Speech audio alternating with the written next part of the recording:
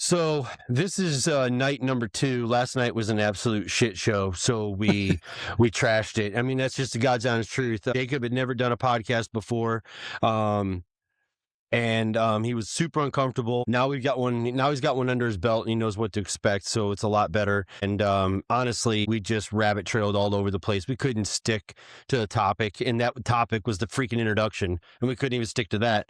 So it's like the Tasmanian devil. We were all over the place. And I don't know. It is what it is. We are so glad you guys are here. Honestly, Jacob, I mean, I'm speaking for Jacob, but the outpouring of support that we have gotten. No, man, just people messaging, excited, posting, sharing, and liking the page, following. And, a lot of them are saying they can't wait to hear the podcast and how it goes. And have you been hit up too via text and everything else of different things that they're already wanting us to talk about? Yeah. There's been a couple of different topics, and some of them are good, from different tournaments to play and stay and stuff like that, which we already talked about, touching bases on. Yeah, for sure. Just to give everybody a quick background, my name is Jason Corley. My son, I have 2 boys that are in travel baseball. I have a 12-year-old son who plays for the Motor City Hit Dogs team, Scott Leonard's team. He is actually right here to your right, my left, doing a Lego set, so he'll be in and out. I'm recording mine from my attic. I don't know where Jacob's recording his, but hopefully we get to graduate out of these kind of spaces in the future. But that's only going to come if you guys subscribe and follow along. Yeah, that's the plan. Tell us about Brantley. I'm Jacob Moreno. We play also for the Motor City Hit Dogs. This will be actually Brantley's 6th year playing for the Motor City Hit Dogs. He's a catcher, and he plays third base as well, pitches. And he's a pitcher. So, we're excited for the season to get started. Yeah. This is our 4th year in the program, going into our 4th year. Hud started 9U. He was 8 years old and started with the 9U team. This has been home ever since. And now my youngest, who is 8 years old, Brooks, you guys will probably see him pop in and out because he's as nosy as shit. And he wants to know what's going on. He thinks that this is the coolest thing in the world that we're doing this. He played for the Motor City Hit Dogs last year. He's playing this year for the Ohio Hit Dogs just because we couldn't work out schedules with HUD's national schedule, and there's no national schedule for Brooks's age, so we chose to stick closer. With that being said, I just want to give everybody just a quick, insight as to why we're doing what we're doing. Because you and I have talked about this. We talked about it earlier today. And before we get into anything, there's specific reasons. Yeah. Actually, you sent me a text on Monday, like, you ever done a podcast? And I'm like, no. Would you like to do one? I was like, yeah. Okay, cool. I'm setting everything up. We'll start Wednesday. I was like, whoa, what? Like that fast, huh? Man. The biggest reason why we want to do this is because a topic that comes up between Jacob and I so many times. I don't know how many times him and I have brought this up, because Jacob and I, we both follow podcasts a lot, right? Yes. Yeah. Different sports podcasts and stuff. Podcasts and all that stuff. And I would say that most people that are in our world have heard of most of the top podcasts. The Youth Incorporated with Greg Olson. There's another one out there that has like all ex-players on it, and there's a couple agents that are on it. It's got blue lettering. I don't remember what it is. I don't know. But Chipper Jones has been on that podcast a bunch. Hey B, Chipper Jones has been on that podcast a bunch. But one thing that drives us nuts in these podcasts is that to this day, I haven't found a podcast from a perspective that doesn't come from the professional point of view. Have you? No, and the perspective of just a regular parent, the ex-player. Everything's an ex-player, an ex-pro player, an ex-college player, an ex-agent, or there's one out there of a dad. There is the one out there of a dad who's now turned into an agent. Like they're all over that. They're all over that. And I guess the thing that frustrates Jacob and I the most is that although we agree with a lot a lot. I love Greg Olson. Love him. I've only seen him one time, and he was throwing BP at one of the tournaments we were at, I think at Myrtle Beach. I don't even Myrtle remember. Beach, yeah. Yeah. Lives Myrtle Beach. He was I right next enjoy to the us. guy. He's one of the best commentators that I've ever heard in my entire life. I love when Greg Olson's calling a game. I love when he's on with Bussin' with the Boys. I love it. I love everything he does. Everything he does. And these other people with like Chipper and these guys that are doing these podcasts. But the thing that frustrates me the most, and I'm going to let you dive into this too, is that they're always harping on us parents that our kids are doing too much ball. Am I right? That they're doing too much ball.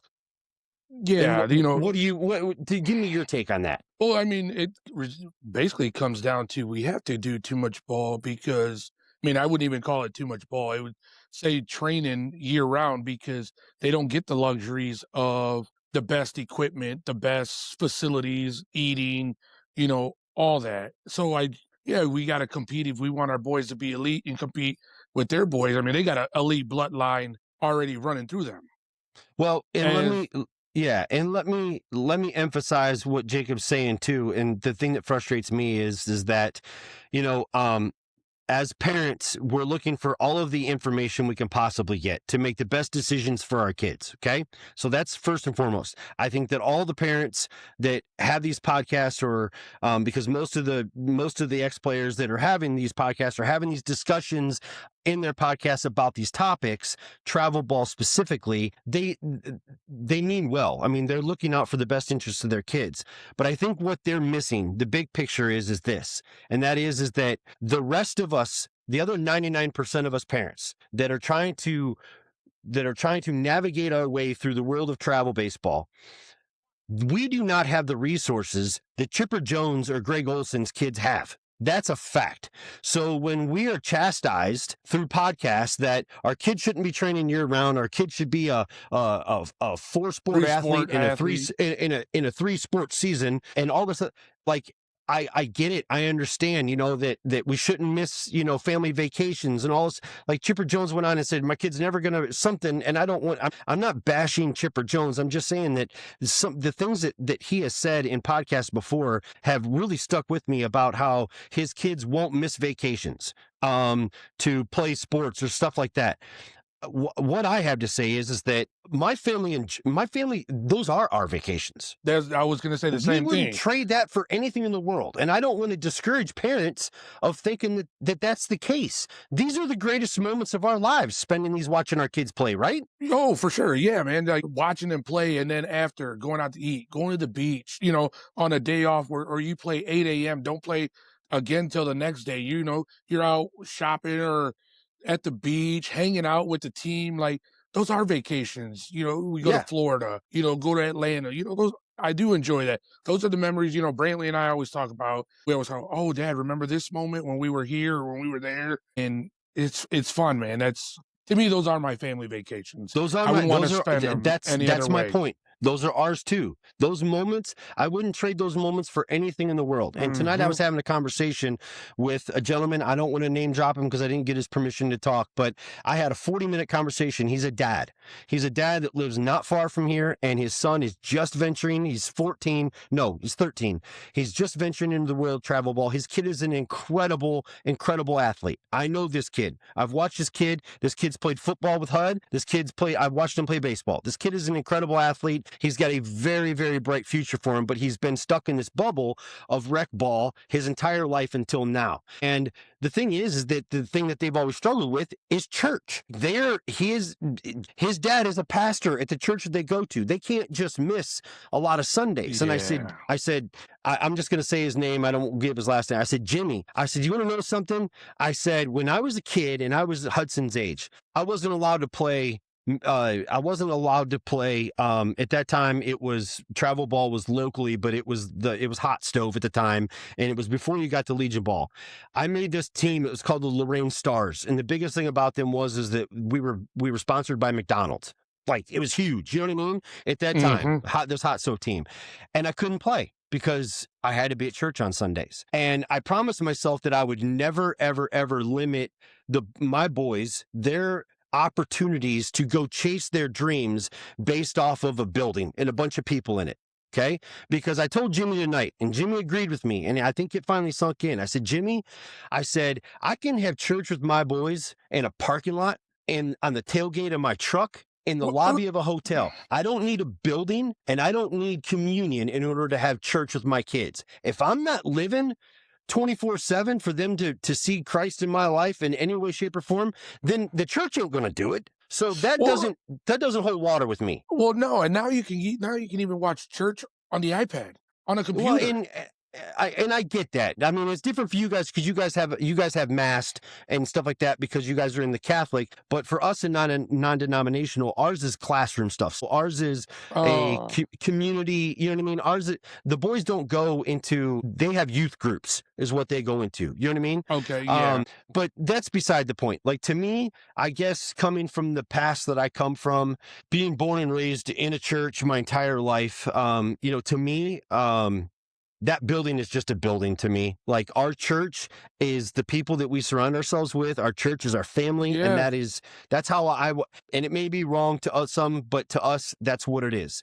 So getting back to that, it's not just that. It's not just the weekends are going to be here and the weekends are going to be there. It's also the fact that I don't know how to say this without sounding like a complete asshole. So I'm just going to say it. And that is that, I don't want to put the ex-pros and the pros that have kids in travel ball in a certain economic category, but I'm going to go ahead and assume that that their kids are pretty set. Okay, that these ex-players that are telling us parents how to do travel ball and how not to do travel ball and how to do sports and how not to do sports, I don't think their kids really have the same struggles as what our kids do. I am doing this because God gave my kid a gift. God gave your kid a gift. Yeah. And this is his chance to get out of here and to go do what I could never do.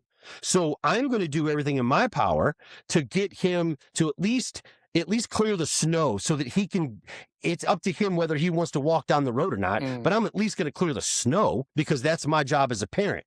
But I don't think it's fair, and I'm going to stick up for these coaches that are our coaches and that are coaches all over the country in travel ball, that some of these kids, they have to train year round because they are absolutely obsessed with this goal, and there's nothing wrong with them chasing that goal. What would you rather them do? What would you rather them do? You want little Johnny to go wrestle, even though he sucks at wrestling and might break his collarbone, instead of going to take hitting and pitching lessons? I disagree with that. If little Johnny loves baseball, go ahead. Or play video games. You want them sitting in front of the TV on their phones, tablets, playing video games. I'd rather have my kid out there running or working out and taking ground balls, hitting, pitching. I mean, catching, that's his primary position. Like, the more we can do catching, the better we get every day. I mean, being on their phone, being on their tablet, playing the game. Yeah, it's all fine and dandy. Yes, we allow them to be kids as well, but they also know there's an expectation if they want to get away from where they're at now. These kids are not, listen, I don't know how else to say this, but this isn't 1994 anymore when I graduated. Okay. This just isn't. And most of these parents most of these ex-pros that are chastising us for entering this tournament or going to that tournament or doing tournament after tournament on every weekend. Let me just give you a little dose of reality here. Okay. In national level major competition. Okay. So our boys play for national teams, what that means for those that don't know, a national team means we play a national schedule. Okay. That means that we play very few regional games. Hudson has one tournament in the state of Ohio every year, and that's in Dayton. That's still 4 hours away. So our schedule is a national schedule. That's all that means, okay? And our kids come from different areas in the country. Now, not as much as other teams, which we'll get into on another podcast another day, but our team, Hudson's team, his team makes up 4 different states: Ohio, Michigan, West Virginia, and PA. It used to be Indiana, but that one is in flux right now. I don't know if Paxton's on our team or not. So right now it's 4 for sure, might be 5. I'm not exactly sure. That's what that means. Why do we play a national schedule? Because let me tell you something, okay? When we do play regional, Jacob, we run rule every team we ever play. Yeah. Okay. We've been the number one team at our age bracket in the Ohio Valley area since we were 8 years old. Okay. We have to play up an age group in major level just to get competitive baseball. And if we don't, and we take 2 weekends off, if we take a month off, what happens, Jacob? Well, the boys, they're rusty, man. They get rusty. It almost seems like the first game or even second game, they forgot the game of baseball. Making simple mistakes. Getting caught on the bases. Just little things that if They we can't play catch up to consecutive, pitches. yeah, if you stay consistent weekend after weekend or every other weekend, you don't miss. You don't Right. miss. And Like, why? And why is that? Because the teams we're playing are from where? no, they're from all over the country. Right. They're from South Florida. They're from South Texas. They're from Georgia, Texas. They're from Texas, Georgia. They're from California. California. They're from Arizona. They're from all these warm weather Vegas. climate states where they can play year round, and they're trained year round. Newsflash, newsflash, little Johnny wants to go play college baseball. He has dreams of playing college baseball, but yet he's never ventured outside of he's never ventured outside of Indiana to play any competitive baseball. He's been the best in Indiana. He's one of the best kids in the state of Indiana, playing all over the state of Indiana. He has no clue how hard that same kid throws that is from South Florida, because he's never played him. So when he gets to go to a camp at a college, he gets wiped off the face of the earth. And then it kills his confidence because he had no idea everything he's been missing. Yes, but that also goes as, you don't know the situation with, just like you're saying, Johnny, that family. Maybe they don't have the means to go play that national level, which is another conversation for another topic. No, but they don't. But we shouldn't be chastised for those of us that can do that. Yeah. No, you're right. I mean, because it's still going to happen whether we're there or not. Yeah. No, you're 100% right on that. You're 100% like whether or right not on we that. decide to enter our boys in those whether or not our boys are part of a baseball program that enters those tournaments, I can promise you those tournaments are going to happen whether or not. So those boys are still going to compete at that level every single weekend, whether we're there or not. So if we're not there, then we're behind the 8 ball, and we're playing catch up, trying to get back up. And we know that because we've had kids that have been on our teams, left our teams, come back to play in certain events that we've been at, and it's not even close. Yeah. Yeah, it's not close. And it's also with the training they're getting when they left. We're fortunate enough to have, the facility we have. And I know you guys don't come up as much no more because you're 4.5 hours away. But even when HUD was 8, 9 years old, getting the training they got, the development, that's what I feel a lot of kids are behind on that. And we've been fortunate enough to have a great coach that has developed the boys the right way. Yeah. And that's something that I want to dive into as we discuss this, because I think, and I told Jimmy tonight that I would bring this up on the podcast tonight and talk about this, because we are in January, and yes, there are I would say the majority of teams have been set for the spring, but things are things are always fluctuating, right? Kids are leaving programs. Kids are coming out of programs. Kids decide that they don't want to play baseball anymore, so they're dropping out. So then teams are looking to fill those spots. That stuff is going to happen all the way through March, and it's going to happen the beginning of the seasons, because that's just the reality of top level travel baseball. They're filling spots and adding kids and moving kids back. Kids get hurt over the winter, all that stuff. So with that being said, Jimmy, those moves happen all the way till probably mid-May. Yeah, we can't go to a big PG tournament without seeing 4 or 5 new faces on a team that were not there the weekend before. Yeah. It's turned out that that's the name of the game. It is listen, NIL ain't got shit on travel baseball. On travel baseball. No, NIL, it doesn't. the college NIL world, they're just now catching up to what travel baseball has been as long as I've been in this game. So I will say that. But I guess getting back to what I'm saying is that there are parents out there that are trying to make a decision. There are some perfect game showcase events that are going on this weekend and coming up throughout the rest of the winter, where kids are going to get a chance. You're going to see a kid that comes from a small town in Ohio that has never played outside of the county. And he's going to show up at a Perfect Game Showcase event because his parents signed him up for it because he got the email, and he's going to absolutely blow the doors off of everybody that's in that building. And what these parents don't know is the phone is going to start ringing off the hook. That's what happens. Because that's how it happens. Mm-hmm. You know, especially because it's going to be on camera. It's going to get posted all over social media. Coaches from all over the country are going to see it and be like, well, who's this kid? You know, and his numbers will be posted. Everything's going to go to his profile online. Yep. Numbers will be posted and everything. Right. And so I guess where I'm going with this is the importance, when Jimmy mentioned to me where his son was planning on playing this spring, I told him, I was like, well, to be really honest with you, I said, I have never heard of that club in my life. And they're going to drive almost 2 hours to go to this club. Now, I can tell you without a fact that within 2 hours, I can tell you 2 other programs that I would put my kid in before I would go to that program. And one of them was the T3 Warhawks. That would be one of the top programs that I would get a hold of because of their development. And I told Jimmy, I said, Jimmy, this is not about this is not about the wins and losses, brother. You know what I mean? Your son is 13. He is a 7th grader in middle school. A year and 18 months. Colleges are allowed to talk to him in 18 months. So this is happening for him. You know what I mean? Yeah. And if you're gonna do this, if you're gonna jump into the water, I told Jimmy, I said, right now, I said, you're just taking your toes and putting them in the pool. There is a whole section of the pool that goes down like this into the deep end. You know what I mean? The deep end never stops. The deep end never stops. It never stops. No, I mean, and I think that's where I want to go with this is the importance of picking the right program, because that is something that you and I hear a lot about. How many times have you and I watched parents so frustrated with the moves they made for their kid because they went with the flashy, they went with the popular, they went with the higher ranked situation, and they're miserable because their kids aren't getting playing time or any of that. I mean, yes or no? Yeah, no, yeah. Some people leave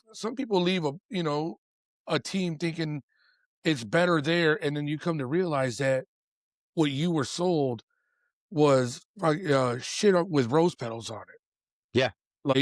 Because you were sold the sales pitch by somebody talking about their glory years. Yeah, and I mean, you see it all the time. We see it at the parks. You know, parents are pissed my kid didn't play. My kid hasn't played in a couple of weeks, or he got 1 at bat in 3 games. And like, you left a perfect good team to come to this. Yeah. And I mean, we've seen it plenty of times. Yeah, we have. And that's also a reason why we haven't left. Yeah. That's also a reason why we haven't left. And I want to get into this story before we sign off for our first one. And tonight, I want to get into the story of how we got into the Motor City Hit Dogs national team program and why we're still here. And I want to do this with Jacob because my relationship with Jacob starts there. And that's how this, no, it really, really does. And it's the truth. I mean, it means, as funny as it is, it's also very, very deep of why we're still together, why we're still here, because everything about us and our kids and the bonds that we've made are exactly why we keep signing up to do this every year, because our relationship is 1,000% because of travel baseball. So what this was that Hudson was 7 years old, and I knew he was different. I knew he was different, but I didn't know how different. Okay, I had no idea what the travel world was like. Had never been into it. The only experience I had was from his older sister Jaden played travel soccer for Canton United. So I knew the travel world a little bit, but I didn't know travel baseball. And so with that said, I met a man and I met a guy, and that's a story for another day. I was buying a truck cap, and the guy that I bought the truck cap off of happened to be Steve Hussey, who is Grant Hussey's dad. Grant Hussey just graduated from West Virginia. He was a first baseman. Long story short, saw these baseball bats in the back of this guy's truck when I bought his truck cap, and I said, "Hey man, do you in the world of baseball?" He's like, "Yeah, my son plays for the Dirtbags, and he's just got signed to WVU." And I'm like, can I talk to you for a minute or two? And that's when I said, Betty, I said, I got a kid. You know, of course, I'm like every dad. I'm like, I got a kid that loves this game, and I think he's pretty good at this game. And, you know, you could tell, you could see, you could see that typical sales pitch from a dad going through his head. And I said, if you were starting over with Grant, and you lived where I lived, how would you get him involved to see where he stacks up? And he said, there's 2 programs in the state of Ohio. Those are the only 2 programs that I would ever steer my son to. One of them is Ohio Elite, and the other one is Bo Jackson Elite. So I left, and I literally got on Twitter at the time and started searching. And I found both of them, went to an Ohio Elite tryout, and that turned out to be a complete and utter joke. And I'm so thankful that we didn't go that route. But the other one was 2 hours away in Columbus, Ohio. And it was an open tryout for $15, and we signed up. And I drove down there, and there were so many kids there for the 8U team at the time that they wrote the boys, and they identified the boys by taking a Sharpie and writing numbers on their wrists like they were cattle. And I'll never forget it. By the time we left, we didn't get out of the parking lot before my phone rang, and it was from the coach, and he said, "What number do you want?" And I was like, "What?" So that was my validation, because I told my wife at the time, I said, I'm going to take him to the biggest city in the state of Ohio, to the biggest tryout in the state of Ohio, and I'll know if I'm either crazy or if I'm onto something here. And it turned out that I was onto something here. So we started playing for this team, Bo Jackson Elite, one of my all-time favorite teams I've ever been a part of in my entire life. The parents, we're still friends with half of them. The parents, the coaches, everything, it was incredible. But through that season, something happened, and we were at some sort of a game, and I'll let Jacob tell the story from here as far as how we got introduced to Motor City Hit Dogs. So it's funny, you know, we're practice one day, and you guys up in Michigan. Up in Michigan, yeah, we're 8U, and it's towards the end of the season. So no, we weren't practicing. We were doing more of a tournament, and our coach walks up. He's like, "Hey, I got this email," and he starts reading the email, this and that, and next thing you know, it's somebody emailed him and said, "Hey, I have 3 boys on this Bo Jackson." It was an ex-referee or ex-umpire. And he goes, "I have 3 boys on this Bo Jackson Elite team that I feel like will fit suit with what you guys have going on from what I see." And I'm like, "Oh, okay." Right. So, right. You're like, okay, sure, pal. Yeah. So, people left, team split, half went here, half went there. And then U3 came. Well, I got the call. I'll back up a little bit. So I got the call from a guy by the name of Mike Cairns. He coaches the older team in Ohio. They were a national team. And I briefly knew Mike. I didn't know Mike very well at all, but I just knew him through the Bo Jackson stuff. But he was with what was then brand new at the time, the Ohio Hit Dogs. There was I think they might have been the only team at the time. They were, at that time, they would have been 12. Yeah, they'd have been 12U at the time. And he said, Jason, he said, I have somebody I want you to talk to. He said, we're going to go on a 3-way call here. He goes, and I want to introduce you. He goes, just listen. He goes, you don't have to say anything, and just listen. And so the phone rang, and it was Mike Cairns and a guy by the name of Scott Leonard. And Scott went into this thing of, hey, I've never seen your kid, but there are eyeballs that have seen your kid, and I trust those eyeballs, and I would like to get you guys to come up here to work out with the team so that we can see. And it turned out to be us, Peyton Howard, and Jace Martin. It was basically the middle infield, and then Peyton played first base at that time. I can't remember. Catcher, right? Catcher, and also center field. He played all over the place. And it was us 3. And at the time, we were extremely close friends with the Howards. I mean, it was like the first family that we met in travel baseball in Columbus, and we just hit it off. Jacobs knows them. All of our families have done 1,000 things together on the road. And we went up there, so we drove up to Michigan for a practice, and it was on some dust field. Scott wasn't even there. It was Kyle. Do you remember? Yes. Yeah, was yeah, running we the should. practice. So my first impressions were Kyle. And at first I thought that's who Scott was because I didn't know who Scott was. And you were sitting there on the bleachers with Alicia, and I don't know who, maybe Megan Chapala. I don't remember. Or maybe Jenny Vanacek. I don't remember. But I told Adam Howard when we rolled up, because we all kind of drove up in a caravan to go to this thing. I drove up and I was like, I'm going to have a cooler of beer and I'm going to put this down. And if these people have a problem with me drinking a beer, watching my kid practice, then this is not the right fit and we're going back home.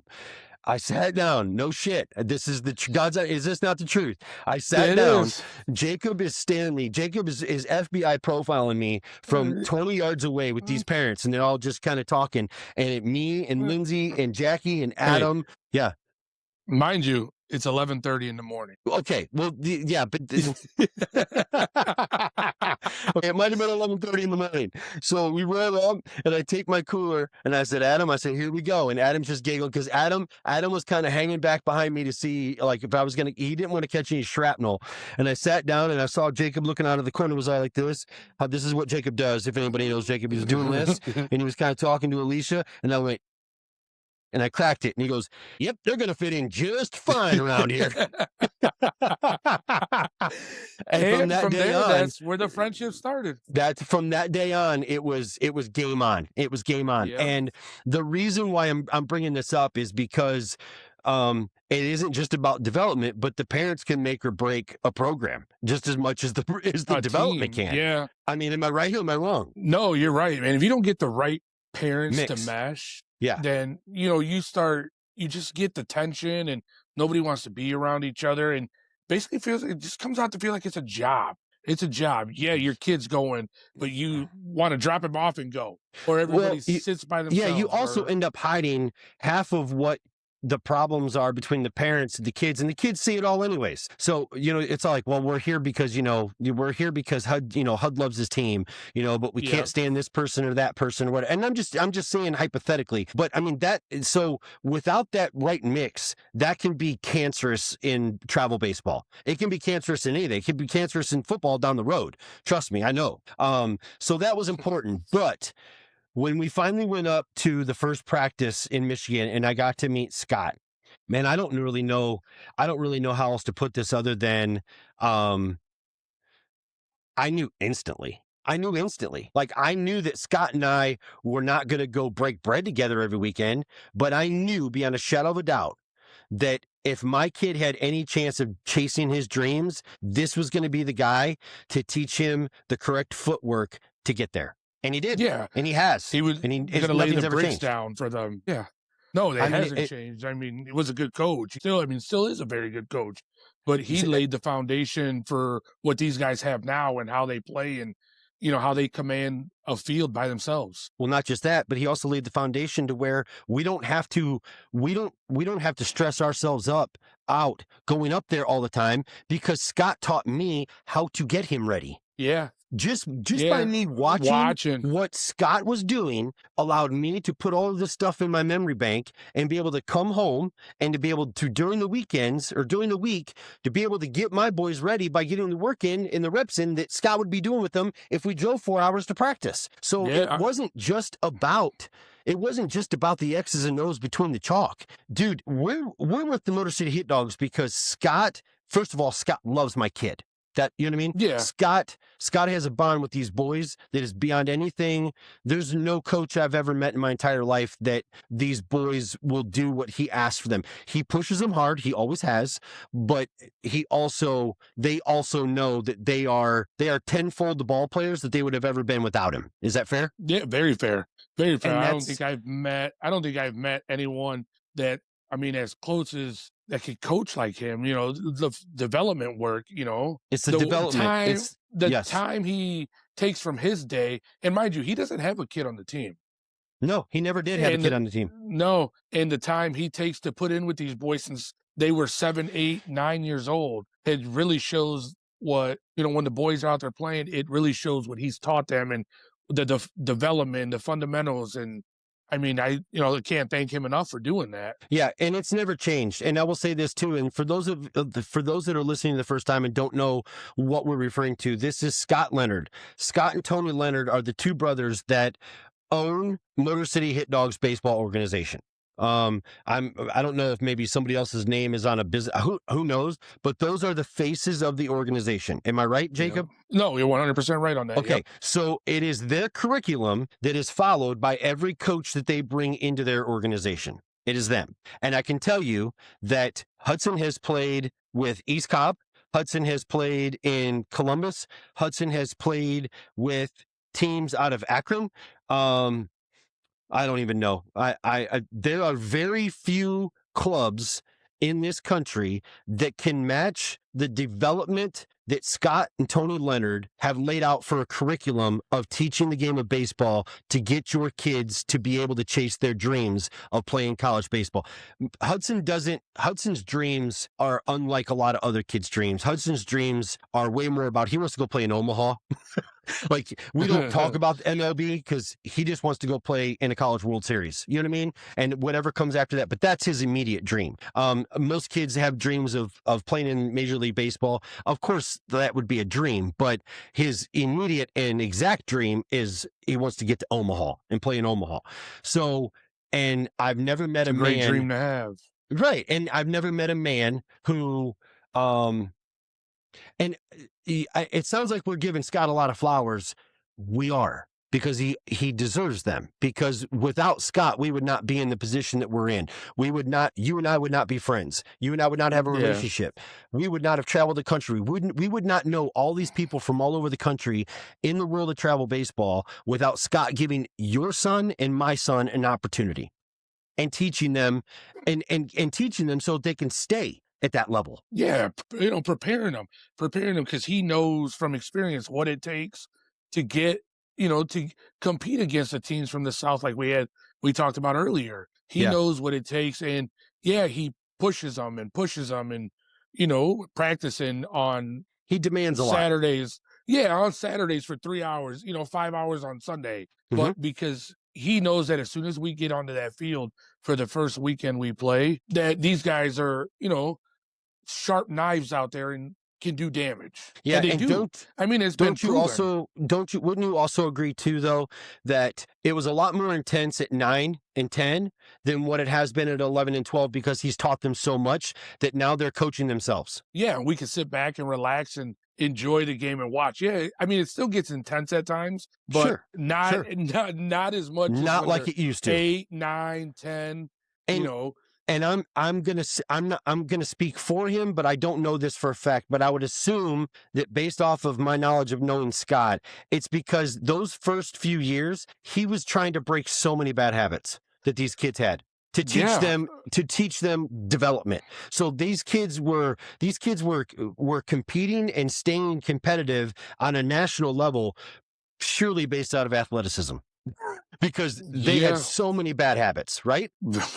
Yeah, I would see them. I mean, we'd be there on Saturdays when, some practices would, God, look so polished. And then other practices, you're like, God, has this kid ever played baseball? Yeah. Or, what are these guys doing?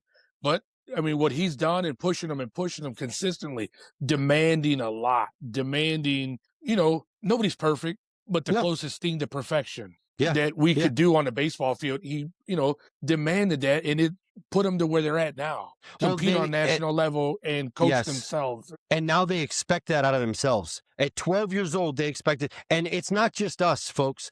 We're talking about the top 25 teams in the country that are, we'll get into rankings another day, but I would say that the rankings are pretty daggone accurate, wouldn't you? As far as the top teams in the country are the top teams in the country because they prepare and they develop at a level that is unlike any, you're not going to get it anywhere else in the country besides those top 25 teams. Yes or no? No, you're good. You're right on that. And I mean, he's looking at the rankings. The Hit Dogs, whatever age group it is usually the first Northern team you see in the national rankings because of it's a true testament of the development they get. Yeah, and this development doesn't come with a $40 million complex, folks. Like I can tell you right now that the complex at Bo Jackson Elite in Columbus, way sweeter than what we got. I mean, every hit, I swear, it's almost like it's part of the curriculum that every Hit Dogs facility has got to have a pole in the center of the infield that you got to work around. Yeah. It's like Scott and Tony designed it to where, like, we're going to give you an obstacle right off the bat, and we're going to throw this beam right here in the middle. But we don't have a dome. Everything has to be simulated. Is that a good word?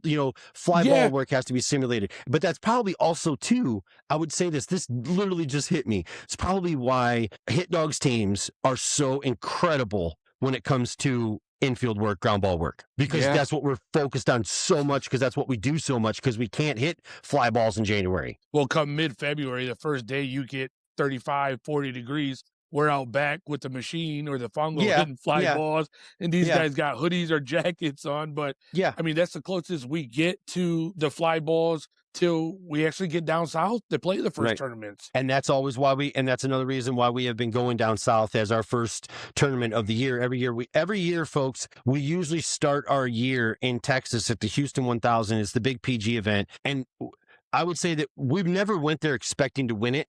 We go there as a temperature gauge of how our work was over the winter, because the top 15, 20 teams that are down there have all already got 15, 20 games under their belt from playing in southern states. Yeah, they've been playing since, before Christmas. Well, they take that Christmas month off and the first week of January, and then they get back to it. And they're probably 20 games. If you get a team from Florida, they're already 30 games in.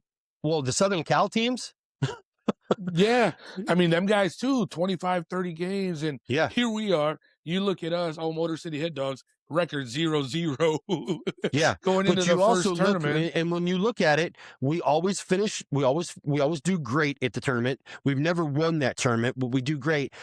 So that's another reason that put that in the category of why we're doing this podcast, because we've been there, we've done that. And now this year we're changing it up when we're going south to Florida, where there's, it's a Cooperstown warm up, because at 12U, our whole year, this entire season is based around the Cooperstown experience. So, which we're going to have a podcast about that once both of our boys go. And we'll probably do it from there. I don't know. I don't know. I might have to just drive over the week you guys are there or something and do a podcast with you guys there, but anyways, that's for another story. But this is getting back to the development part and picking the right club, because we would not have those experiences of knowing what the parameters are for kids in our age group had we not been in those events and entered those tournaments. We would have no idea that there is a Jackson Spray in the world. We would have no idea that there's a Cooper Thiessen in the world. Am I right or am I wrong? No, you're right. You're right. I mean, those kids are Jameson White. Yeah, those kids are some of the top kids in the country. We could go on and on. You know what I mean? We would have no idea that those kids, that level of elite athleticism in our age bracket even existed, had we not taken the chance and stepped out of our comfort zone, stepped out of our little local rec box where we can be the best and always win, and everybody thinks that our kid, we would have never known what the level is that we got to get to had we not taken that risk, and had Scott in the Hit Dogs program not developed our kid to be able to compete at that level. Mm-hmm. So, and there's a lot of great clubs out there. And we're not just talking about Motor City. I mean, you know way more about the availability of clubs and the good clubs that are out there than I do, because I just don't pay. Jacob being a coach for the Motor City, Jacob being a coach, he interacts with way more of the coaches than I do, just as a dad who does the filming. So Jacob has met more, and his network is way wider than mine when it comes to the only coaches I know are the coaches that have actually turned into to be friends. You know what I mean? And I don't really venture outside of that box at tournaments. I don't go start small talk with other coaches. Mine is more with maybe other parents and stuff like that of kids that I've interacted with. But But, for instance, if you live in the South, East Cobb, obviously the East Cobb Astros are the premier, in the Southeast, are the premier program in the Southeast. In Texas, you have the Wildcatters. I am not going to say the Cubs, so don't get me asked to say the Cubs because I No, can't stand, I can't no, stand the damn cowbells. no. I But would say no. They're a good team as well too, though. Shout out to Otis. He does a good yeah, job with his boys. But, going out to California, you got MVP, ZT. yeah, Like those are all great clubs as well. Southside That Defenders. put in out of they're out There's of so Houston many in Texas tonight. Yeah, would you say Texas has the most? Texas and California, Yeah, and I would say Florida's right there behind them.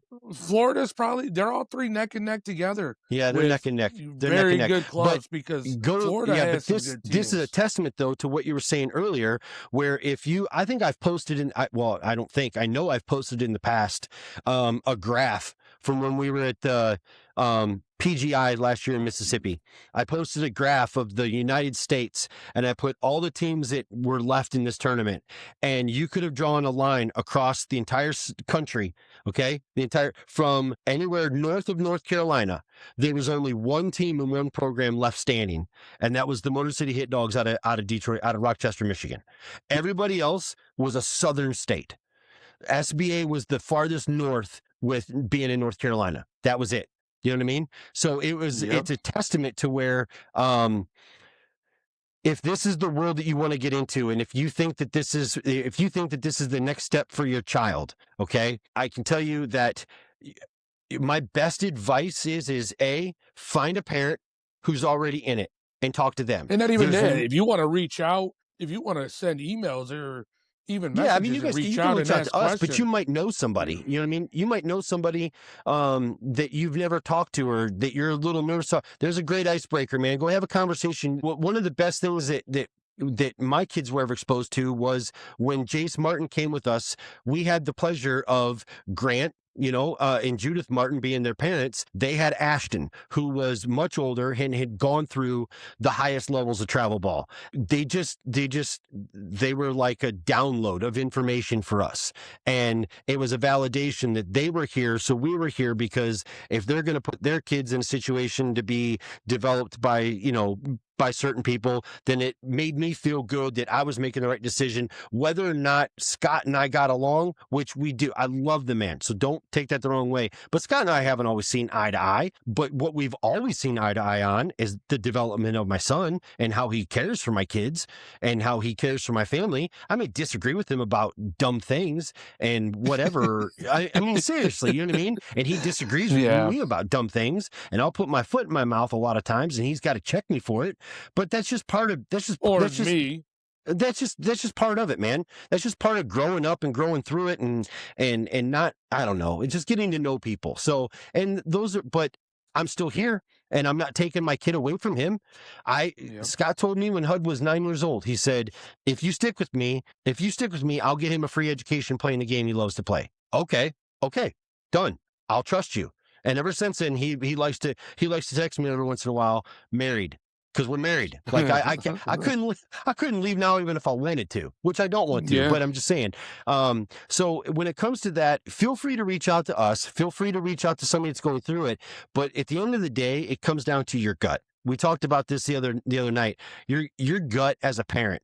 Nobody can persuade you. Nobody can influence you. If your gut tells you that it's wrong, then it's probably wrong. Am I right? Yeah. And if they try to hit you with a sales pitch, and you see right through it, then sometimes that's telling you it's not the right club for you. Yeah.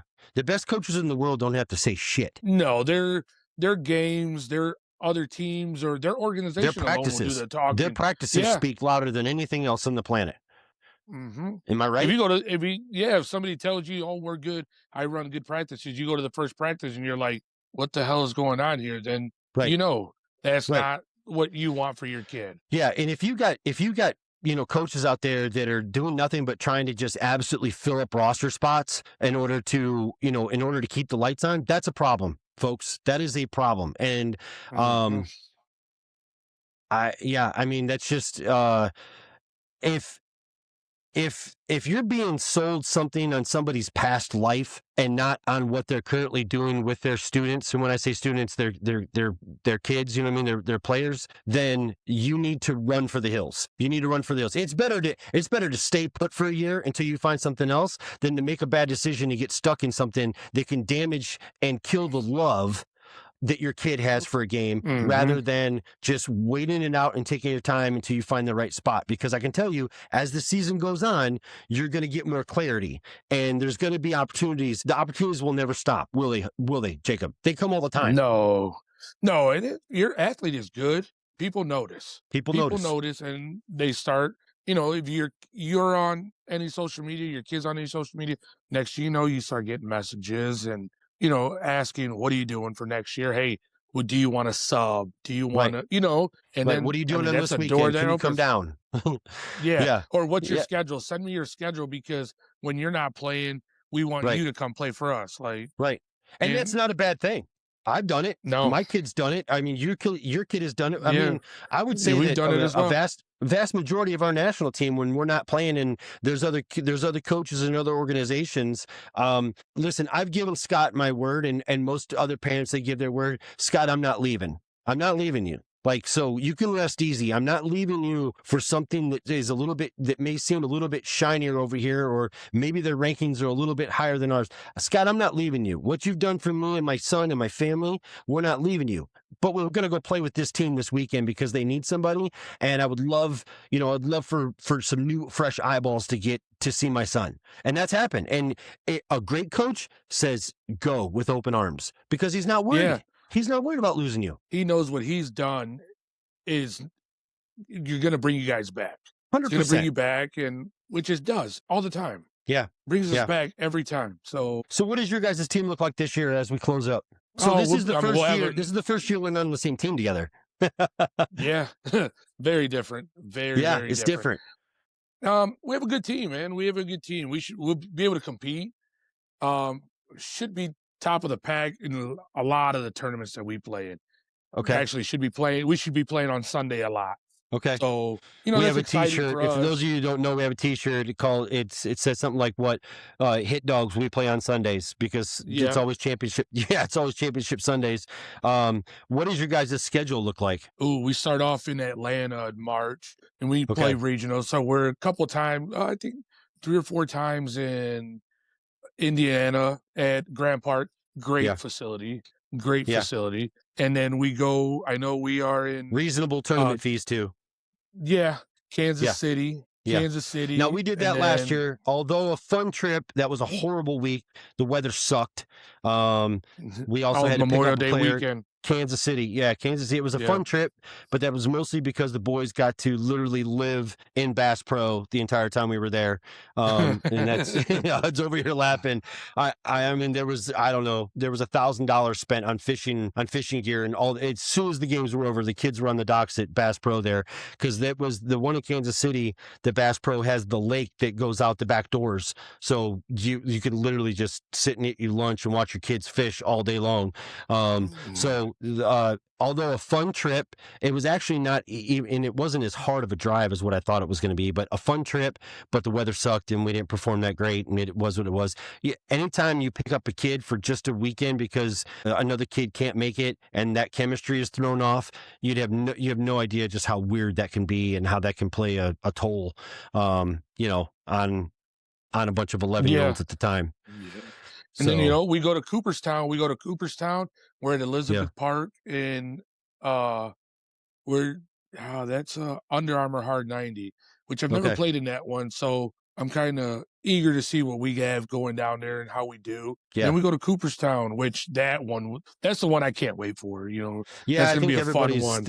That's the one that everybody wants. You know what I mean? That's the tournament that everybody's looking forward to at 12U. Kind of everything else is just kind of whatever. It's just kind of, prep to go play at Cooperstown.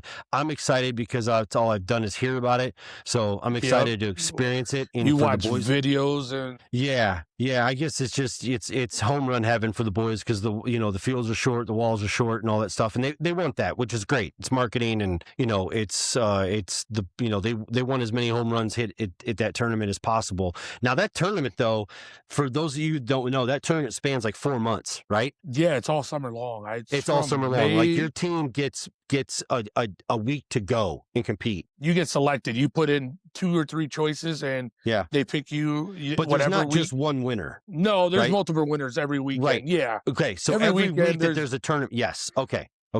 This is completely different. People think of Cooperstown and they think of the Little League World Series. This is completely different. yeah. No, it's not the same. It's fun. The short porch. The late night, 11 o'clock, 1 o'clock in the morning games. Yeah. That's gonna be fun. I can't wait. The barracks. The boys staying in the barracks with the coaches while the families don't have to wake up their kids in the morning because coach has to wake them up.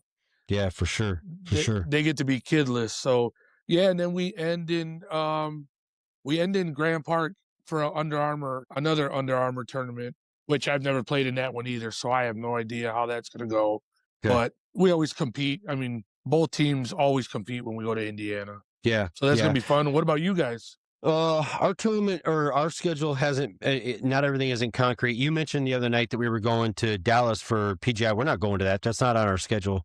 We don't have that. So I don't know when that was, but I was pretty confident that we weren't doing PGI this year. I know that Scott would love to go to Dallas because that's one of his favorite places to go play.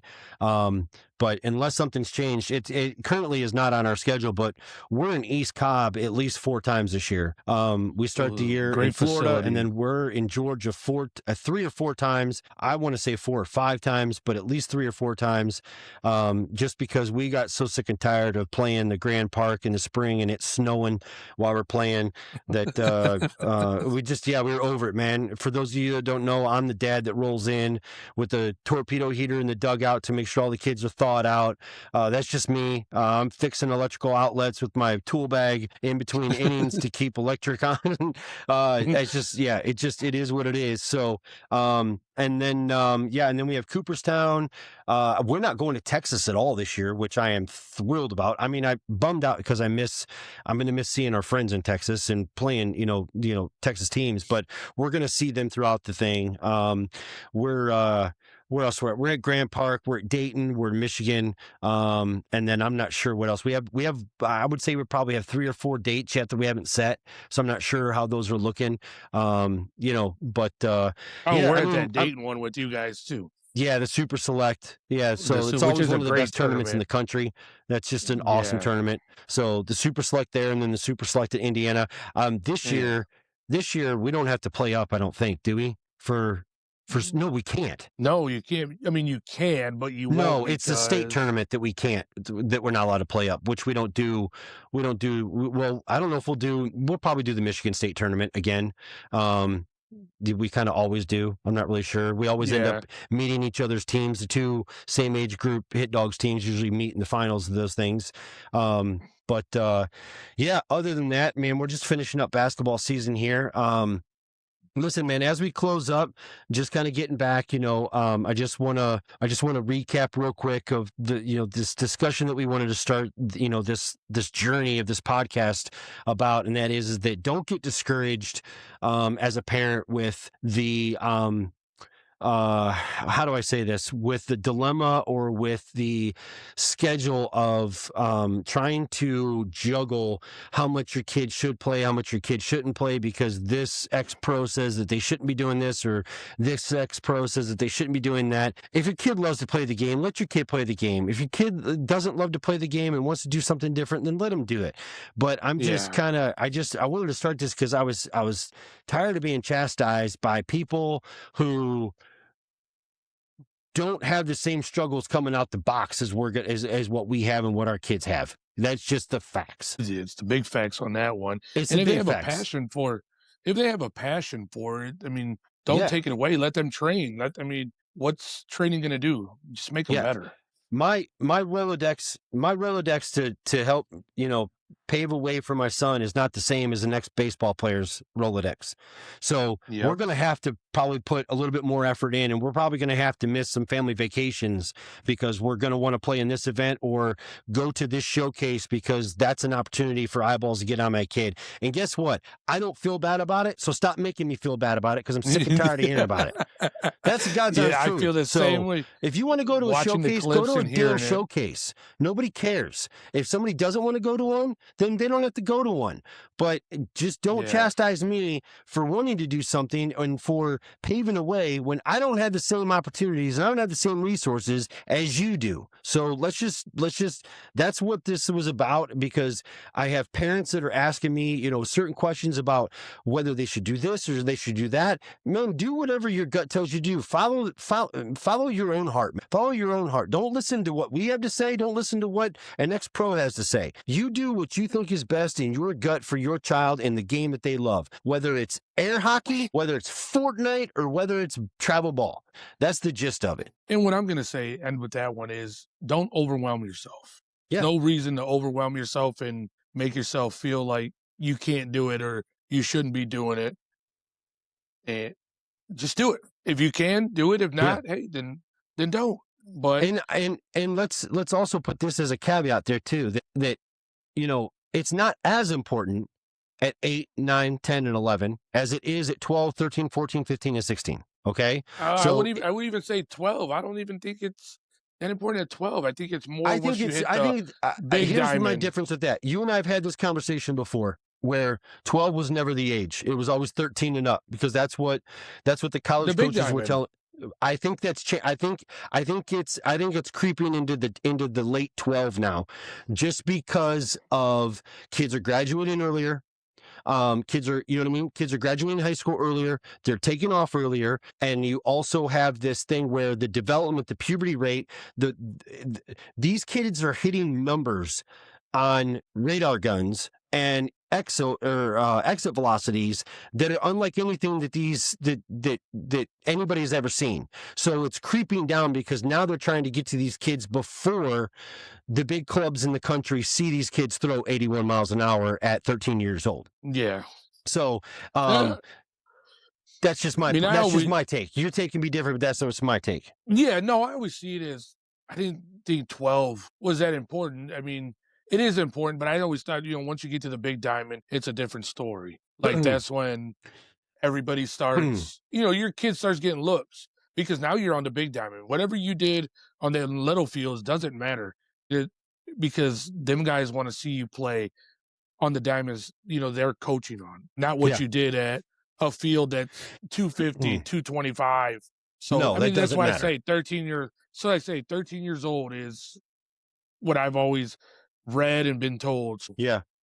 And the only thing, I would say, okay, so that part doesn't matter there, but the important part from 12 below is the development. And that's what we were talking about earlier, because by the time you get to 13, it's too late to develop. It's too late. Like if you aren't up to par with the other 20% of the kids in the country that have been playing that level and been developed at that level by the time they're 13, it's too late for Timmy. Sorry. Unless you're a freak athlete that learns. You can be a freak right arm. Off the rip. You can be a freak arm that's been hidden in a cornfield in Oklahoma, well, not in Oklahoma, but in Nebraska somewhere, and you can get, but that is, so there's a 1%, and then there's 1% of the 1%, and that's that 1% of the 1% of that one kid that nobody knew about. You know what I mean? Yep. The reason he got discovered was because he threw a rock against you know what I mean? From one county to another county to show off in front of a girl or in front of a redhead in Texas. Something. But, as far as some of the things we're going to be covering, man, we're going to have a lot of guests. We are going to have a lot of guests on our show. We're going to talk to coaches. We're going to try to get a hold of a couple college coaches, D1 college coaches, maybe a D3 coach here and there. But we're going to try to talk to some different... I would like to get a JUCO coach too, if we can, right, and get their perspective on, and the differences. Well, and not just that, but we want them to tell us as parents. We don't want them to talk to us like we're at some conference hall. We want them to tell us what are their biggest turn-ons and turn-offs when it comes to dealing with parents or talking with parents or watching kids and scouting kids in that 15, 16-year age when they're at showcases. What can parents do now at 11, 12, 13 to best put their kids on the path to catch their eyeballs? Those are the answers. Those are the questions that we all have, and those are the answers that we want. And I would love to get a perspective from a University of Michigan coach to the Walsh coach that's a JUCO. You know what I mean? I would like to get all those different perspectives of what are you looking for? Like, don't tell me the cliche answers. Tell me really what are you looking for? And so we're going to talk to that. We also want to talk to other travel ball coaches. This is big for us. We want to reach out. And parents, Jay, in Texas, we want to reach. I mean, there's Adrian with SBA that we can talk to. There's all kinds of coaches that we can talk to and get their perspective on some of these events, what they're going through, some of the things that they foresee coming down the pipeline that we're going to have to deal with, how the game is changing, and how how the game is changing. And I definitely want to reach out to probably Scooter or somebody at PG, because one of the probably the hottest topics that we're ever going to cover is what is this bullshit with state of play, and why is it? Yes. Why does it even exist? Why do we do it? Why do you force feed this? I've said this before publicly on social media. State of play is the most in your face racketeering I've ever seen in my entire life. Yeah, man. It is there's no other way to explain it. It is racketeering. It is legalized racketeering in your face. And for what? Yeah. For what? Because to this day, I've never seen the maintenance guy at Home to Suites out cutting the grass at the ball field that we're getting ready to play on. So you tell me where the kickback is going. I don't get it. Because Home to Suites ain't doing jack shit for the tournaments. Yeah, and talk to him about different tournaments and what's the thought process behind everything as well, like, with the directors. It's already bending us over the woodshed in order to make all of this possible financially, to then throw all these other caveats in here for what? I have no idea. For a, 75-cent ring that you're giving out to these kids at the end of the day? I don't even know. I don't even know what it is because the kids don't want to keep them anymore. I think the first 2 we kept, and now it's like, I don't even know. Brooks uses them as brass knuckles on Halloween to go to school. I just don't even know. So we're going to cover a lot of stuff. I will say that it's super, super important, everybody that's listening. Please, for the love of God, like and subscribe on our YouTube channel. This will be on Spotify. It'll be on Apple Podcasts, and it will be on YouTube. We cannot grow to the next level of getting better microphones, better cameras, and not be in the attic while this one's over here working on a Lego.